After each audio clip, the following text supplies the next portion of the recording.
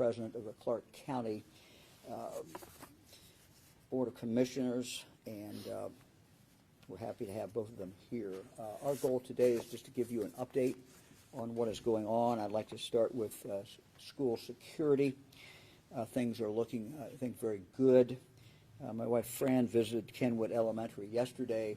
Today she and I visited Lincoln Elementary. We first talked to our troopers.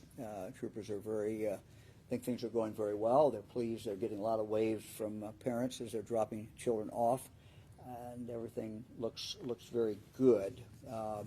When we talk to the teachers, teachers are telling us that more kids are back in school today than they were yesterday, and yesterday they were more than they were the day before, which is obviously our objective, to have kids back in school in a friendly and good environment where the children feel safe, and also where the parents feel safe as well.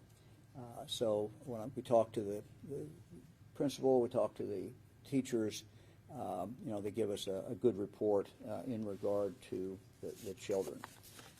We will continue to have troopers in every one of the schools and continue to follow that same protocol until we think it's not necessary, and until, frankly, the school officials tell us that they don't think it is necessary. Let me talk about health care. Health care has been something that, with significant increase in population, we've been concerned about, the local officials have been concerned about, and we've been working on for some time. Fran and I had the opportunity the last few days to visit a number of people, different organizations, nonprofits, some church-based, others just nonprofits, men and women who are doing amazing work and have been doing amazing work for many years.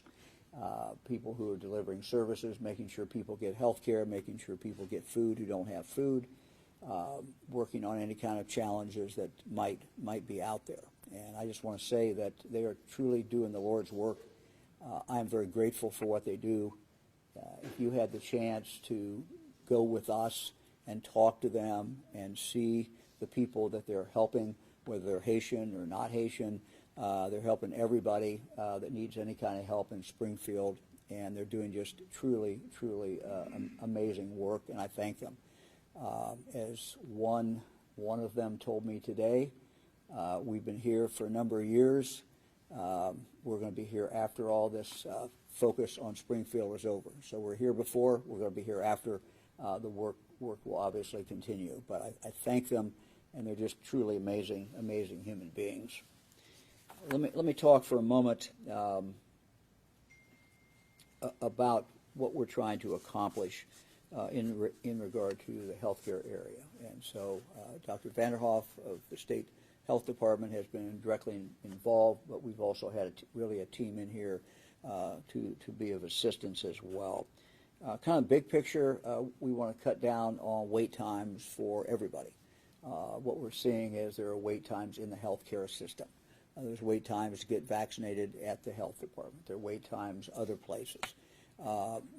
We want to expand primary care in Clark County and certainly in Springfield, and that's what we're doing. The other thing we want to do is just reach more people. Make sure that we're reaching pregnant mothers early in their pregnancy, to give them the help and support that they need, and also to reach anyone else who might need health care and maybe is not getting it now. So let me talk for a moment about specifically what we're doing and what we're going to be doing in the future. Next week, we will stand up in Springfield a new mobile health clinic. There's already a mobile health clinic here. This is not to in any way replace that. It is to supplement that and just to reach more people. It will be your standard mobile health clinic. The goal will be to help expand essential health care services that are offered by the health department and other providers in the community to address some of the community's basic primary care needs. This includes health assessments, vaccinations, lab testing, and certainly maternal and infant health and wellness. So that will be starting next week. We're pretty much ready to go. The next thing that we're going to be doing, and I don't have a start date on this because we're frankly looking for a location, but again, this is in conjunction with the county health department, is to establish a additional separate health clinic here in Springfield. We think that this is very important to do, again, to supplement the primary health care that is already here in Springfield. And once again, the goal is to reach everyone, whether you've lived here for your whole life or whether you just came in recently. The goal is to reach everybody in the community. Again, we think we know that there is a significant need there, and we intend to do everything that we can to really supplement and booster the health department's capacity to reach more people. While this will be run under the health department, my commitment to the people of the county and the city is that we will not let either the mobile clinic fail or the clinic, the freestanding clinic that we will be establishing. We will not let it fail either. Both, as I said, will operate under the local health department with the Ohio Department of Health's active support. There's a need in the community for more infant and pediatric care. We're going to include care services that target mothers and infants who need care after delivery to give the baby a very good start in life. The goals are, again, to cut down the wait times, reach more people, do it through a mobile clinic ready next week, and then a separate health clinic in the future. Springfield has been assisted, and we have been assisted in regard to security issues by an amazing team. And I'm just going to go down in no particular order, but maybe I should start first with the Springfield Police Department. They're doing an absolutely phenomenal job, and we thank them. And Mayor, I hope you pass that on to them. We appreciate what the men and women are doing there. The Highway Patrol is also involved, as we've announced, in Springfield. In addition to the 36 officers, troopers who are in the schools, we also have officers who have been on the street now for a week or so as well, again, to back up the local police department. ATF is here. They have brought more dogs in. This is very helpful to us because as we continue to get threats, none of which has panned out, but as we get information indicating that bombs are going to go off somewhere, it's very important for us to be able to get in there very quickly. To go through the building, it helps to have the dogs. We need the dogs to do that, so I want to thank ATF for supplying that. We are moving pretty darn quickly if there is a report that a building has been threatened, and that's our goal, is to get in there, get people out, but quickly open it back up so that the business can be in business or whatever is going on there. Homeland Security has been very helpful as well. We thank them. The Ohio Bureau of Motor Vehicles has investigation unit. They have people in here that we have put in here. The Ohio Investigating Unit is also in here as well under public safety. So we've got the resources that are necessary in here to really make a difference. Let me now turn it over to the mayor. Thank you, Governor. Thank you. I'm going to speak to a few topics of news. I'll first speak to an upcoming event tonight being held here in Springfield with Vivek Ramaswamy. Ohio native and former presidential candidate will hold a town hall meeting here tonight. I asked that all speakers and participants and residents who are attending this event, they would peacefully gather. Due to the recent spread of misinformation about our dynamic and strong community, I urge everyone, community members, media outlets, public figures alike, to exercise caution and responsibility when sharing information. Words, particularly when based on false claims, harm not only individuals but entire communities like Springfield. I implore everyone to move beyond the divisive rhetoric and instead work toward fostering unity, understanding, and respect among all citizens. It's a basic human need. Furthermore, This visit presents logistical challenges that require careful planning, coordination and assistance from multiple partners, including the Clark County Sheriff's Office, the Ohio Highway State Patrol, Department of Public Safety, and neighboring cities like Beaver Creek, Kettering, and their public safety departments. Springfield is a proud and resilient city, committed to moving forward together, and we will continue to stand strong as we work towards building a brighter and unified future with our residents. Concerning the potential future Trump visit, as the mayor of Springfield, Ohio, recognized the significance of former President Donald Trump's upcoming visit to our community in the coming weeks has been announced. We are committed to ensuring that the event proceeds safely and smoothly for both the residents and visitors. We are working closely with law enforcement and first responders to ensure public safety remains our top priority. While the visit brings attention to our city, it also represents logistical challenges that require careful planning and allocation of our resources to minimize disruption of daily life. As a visit from the former president will undoubtedly place additional demands on our safety infrastructure, should he choose to change his plans, it would convey a significant message of peace to the city of Springfield. Concerning immigration, since we are at the center of that debate, additionally, this visit underscores the importance of addressing broader challenges facing our country, particularly regarding immigration. Our community is in the front lines of the immigration debate, working to balance resources, uphold local values, and support those seeking a better life. It is critical that federal leaders across both parties together create comprehensive solutions that work for all cities and communities across the nation in addressing housing, health care, and education. We urge our federal government to put politics aside and focus on developing strategies that not only address broader security, but also border security, but also create a path forward for the millions of immigrants contributing to our economy and the culture. Our communities stand ready to support national efforts, but we need our leaders in Washington to provide clear guidance and collaborate to address these complex issues. Springfield, Ohio is committed to navigating these challenges while ensuring the well-being of all our residents and continuing to foster strong and inclusive, vibrant community.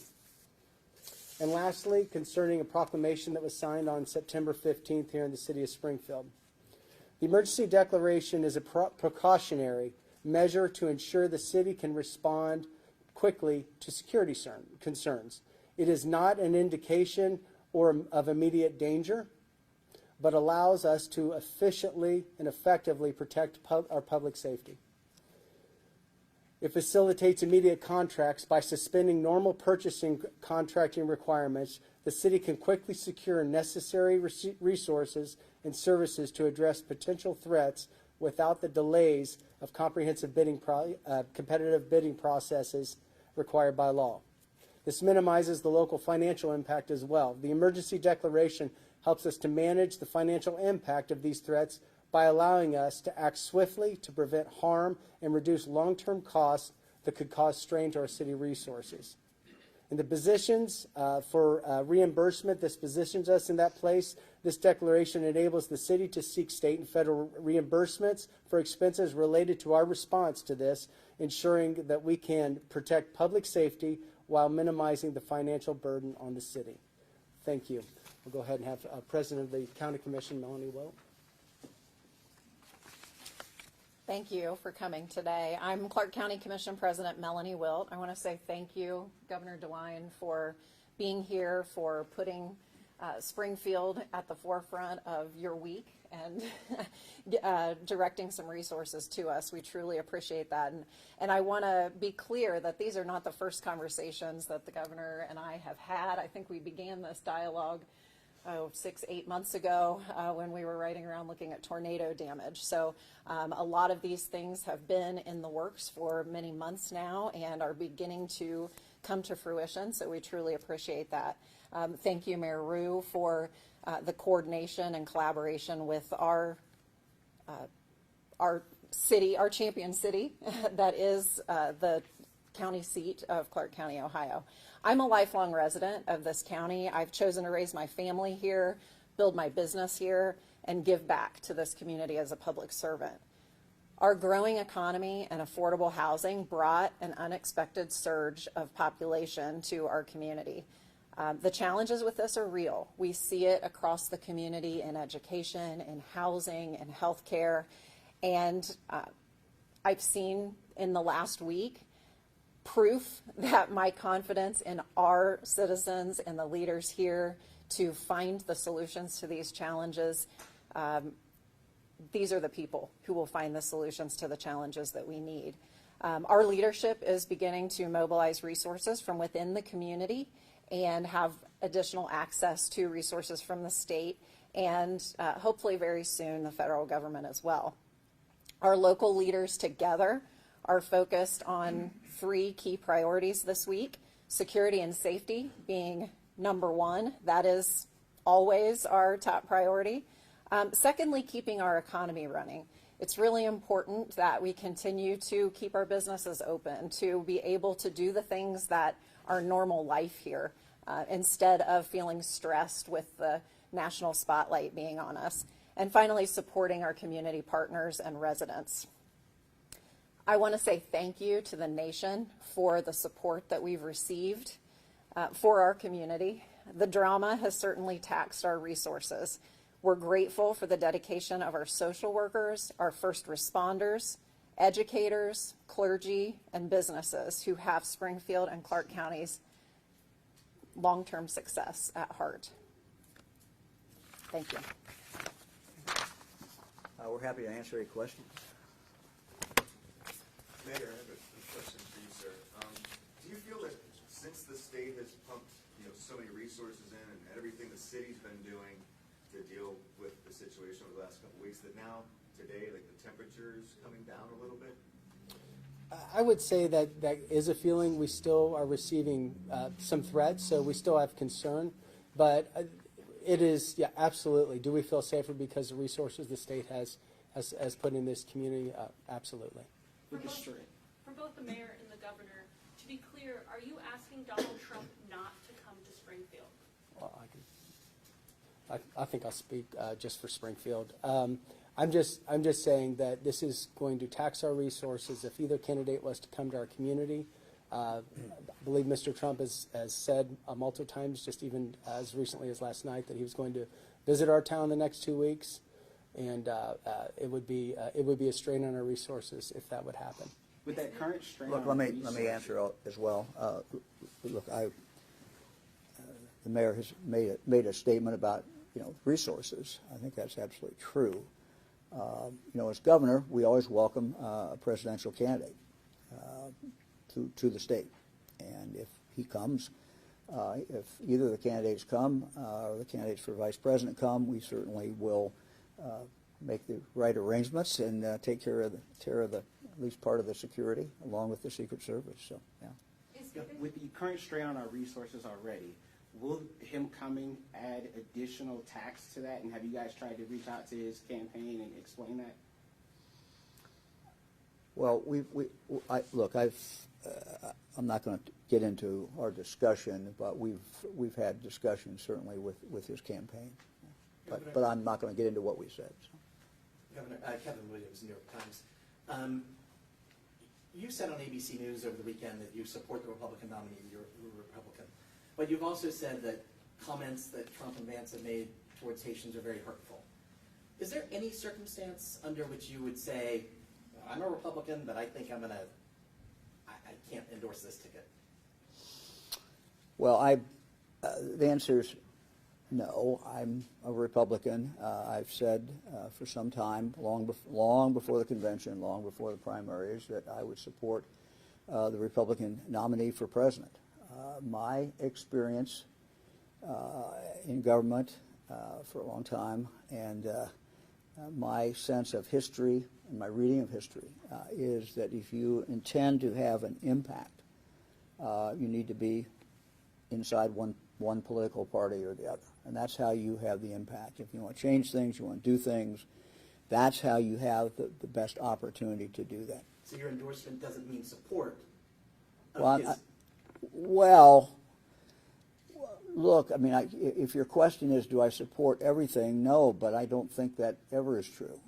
You know, we pick candidates, and we support one or we support the other. There's nothing he could do that's so repugnant or say. Well, that's obviously that I can't say that. No, obviously you can't say that. But look, I mean, this is I truly believe this is how you have the most impact is within a party. Is Vivek Ramaswamy's visit tonight straining resources from the community? It's definitely added additional security protocol to normally already a stressful situation. This is an event that's been planned. It's in a private banquet center, and the city is responding in kind to security. Will the city be able to handle additional threats if a presidential candidate who has had attempted assassinations on him, will they be able to handle more of the threats that could possibly come with a potential visit? Take that. Secret Service, of course, is the lead, and the police department and other state resources would be coordinated, you know, by the Secret Service. Secret Service takes the lead when the president comes. That's the way it should be, and that's the way it is. And we will support that. We will support the Secret Service, and you know, we will fully cooperate as we always do. You know, if you think about it, in the last several decades, Ohio has had probably hundreds of presidential candidate visits. So we do this. We're used to doing it. So. We had a threat at a state college today. Clark State had a threat, suspicious package. There was a full call out for bomb squad and everyone. Can you talk a little bit about that? Yeah, I don't have does anybody have the details on our team? You want to do the details? Look, we've made it very clear to Wittenberg and to Clark State that, you know, we are going to supply them with help and resources, you know, as soon as they are back in session, which we anticipate will be very soon. You want to take that specific? Sure. It's my understanding that Clark State did have a threat today. It was a bomb threat. They were able to find a water bottle that had something taped to it. They actually are developing a suspect to look at a possible inducing panic. As a result, again, we continue to work with Clark State in clearing their buildings, proactively clearing their buildings. As the governor said, the ATF has given us extra bomb dogs. So we can proactively shift those dogs around the community, and we are working with Clark State to make sure that those buildings are swept so they can get their students back in. Again, it was another hoax, but anybody who's doing these hoax and we catch you, you're going to be prosecuted. You're going to be prosecuted for inducing panic, attempted inducing panic, and I'm certain that the prosecutor here will take it to the full extent of the law. That's pretty dangerous to find a bottle with something taped to it, and Clark State's on virtual, right? On Yes. virtual. Yes, correct. So that's pretty serious. Well, I mean, You don't but people do understand. stupid stuff all the time. Yeah. So yeah, people are going to, in the environment we have, people are going to do stupid things. And if you think you can get a rise out of somebody by doing something like that and calling a bomb threat in, again, if you get caught, you're going to get prosecuted to the full extent of the law. There certainly wasn't any explosives. I mean, it wasn't an explosive device. It was another hoax. So people who are doing this are just attempting to disrupt the operation. We just can't let them do that. We can't let them use these hoaxes. Now, understanding that we have to keep our people safe, and that's what the governor has given the resources that we believe we need to be responsive and keep people safe. And then again, if people are going to do it, they're going to be prosecuted. Matt Schwartz, New York Times. This one's for the governor and the mayor. Are you guys hopeful that former President Trump will stop making baseless claims about Ohio residents, or do you expect him to continue on his current course and for vice presidential candidate J.D. Vance as well? Well, I hope he does. That wasn't one of the choices I don't think you gave me, but I certainly hope. You are hopeful that he'll Well, I certainly hope he does. And you, Mr. Mayor? Absolutely. We've asked many times that those with a national spotlight, with a national microphone, would speak truth, and we need help, not hate. And We asked that. Have you asked him directly and personally to stop, and what has he said when you've asked him? No, I've not spoken to President Trump, no. Yeah, Governor, Springfield is just one of many Ohio cities who are struggling with overpopulation right now. One of which being Laughlin, a small village outside of Cincinnati, recently had 3,000 African immigrants, basically double their population. Will the state be extending any resources towards these other communities that are struggling? Yes, we've been in contact with a number of mayors. We're going to continue to, wherever there is a need, we're going to try to do whatever we can. Let me add two things that I forgot to mention. One is I was going through law enforcement. I forgot the sheriff's office. We thank the sheriff's deputies for their help as well. The second thing, when we did the first press conference, I think one of the things I said is the federal government should be involved. Federal government policy has resulted in this, and we needed help from the federal government. In the last several days, we've seen some very good contacts that we have had, and we're very optimistic about getting resources in here. I don't want to go into the details at this point. There's a lot of different programs. There's a lot of different streams of money, but we feel very good about that as far as ability to bring money to the local community and to make a difference. I also want to thank the congressional delegation. I talked to Congressman Turner this morning. I just want to thank the delegation for their help as well. We have time for 2 more questions.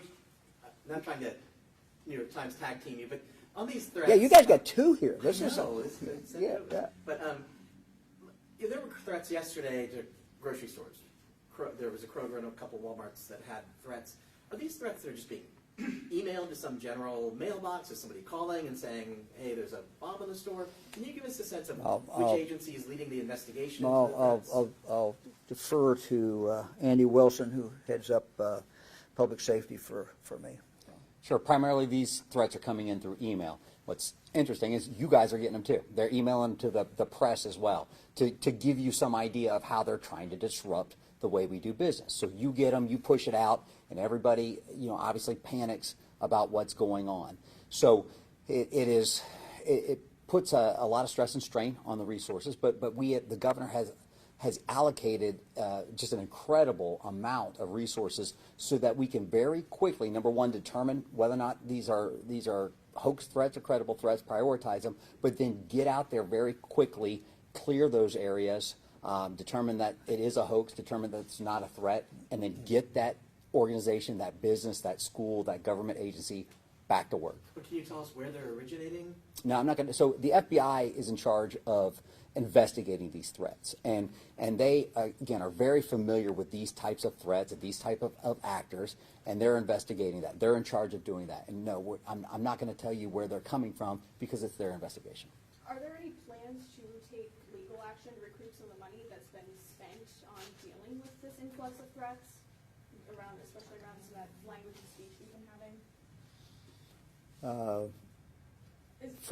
Recover from whom? Perhaps the former president who's been at the forefront? No, I don't have any plans. I can speak to emergency response, and part of emergency response is recovery. So as we come out of things, to make sure that we are capturing the amount of time that we've spent and the resources that have been added to deal with our everyday work. There is a process through the state of Ohio, through our Clark County Emergency Management Agency to be able to do that. But as far as any proactive litigation, I can't imagine that being helpful. There are Haitian community leaders that I spoke to earlier today. They said that Haitian people here in the community are scared to leave their homes. They just go to work and they go home, and they're frightened by everything that's been going on within the last 2 weeks. What do you have to say to that? What I have to say to them is that we are doing everything that we can to create an environment where they can live, that all the citizens of Clark County can live and thrive, have their kids go to school and be safe, and have them safe. We need to lower the rhetoric. Everybody needs to lower the rhetoric. And I feel very strongly that those individuals are safe in Clark County, just as everyone else is. The reason that we have taken some of these extraordinary steps is so the citizens of Clark County, Haitian, non-Haitian, whoever they are, can in fact feel safe. They have been safe here for the period of time that they've been here, some for maybe a month, but some for 3, 4, 5 years or longer.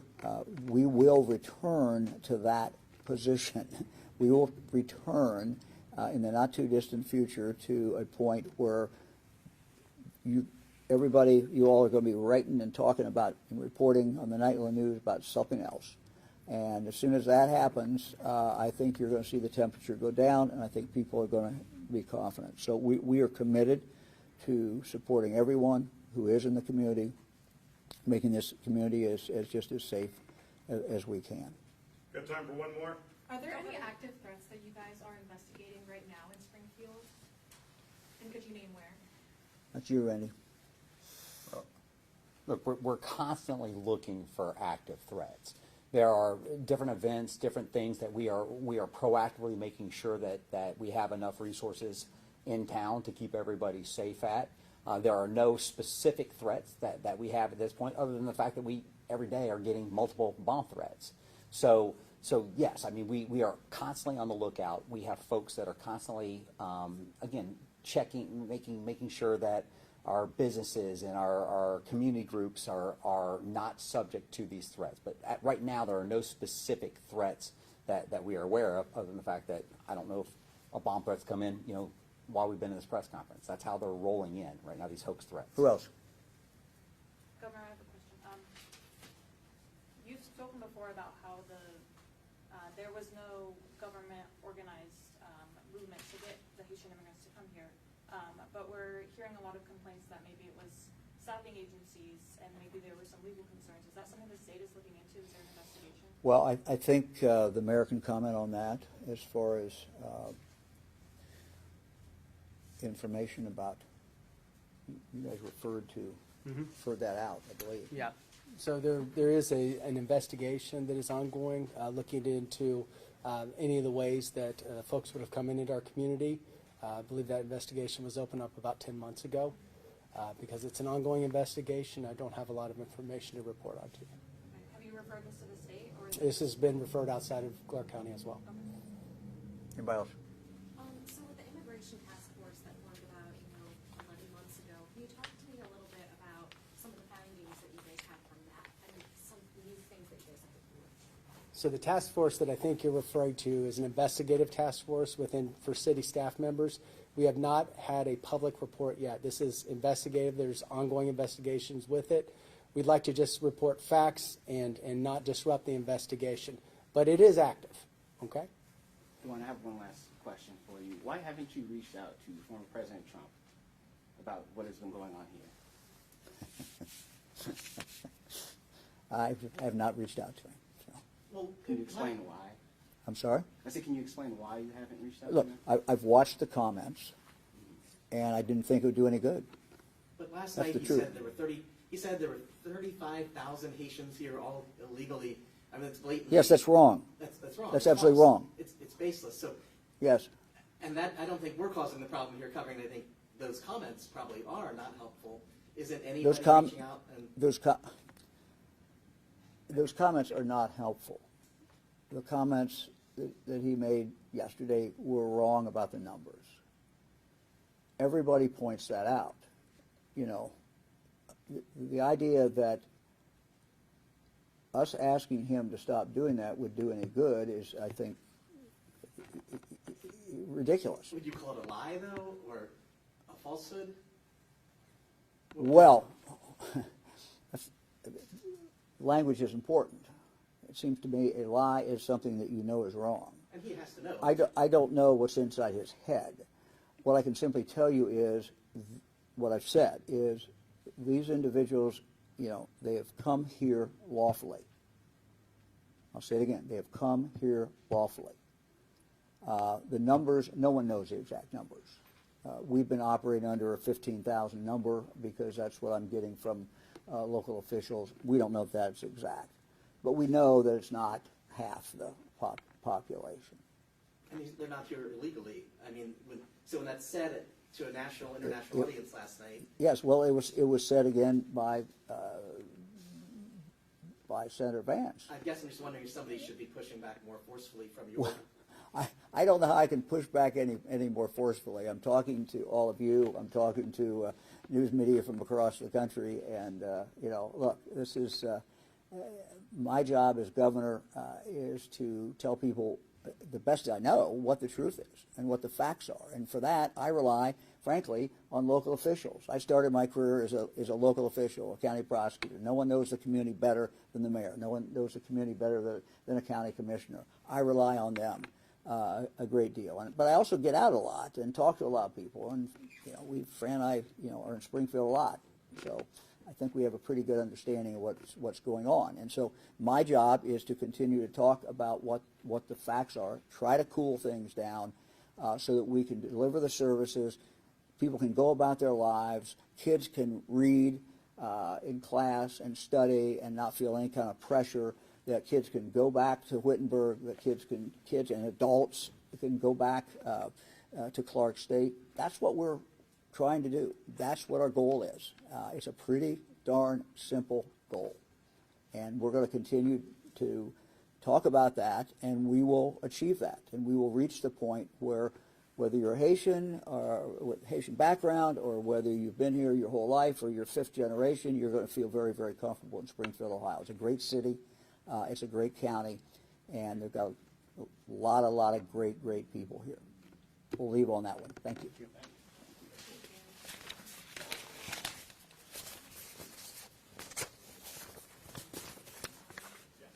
Nice job.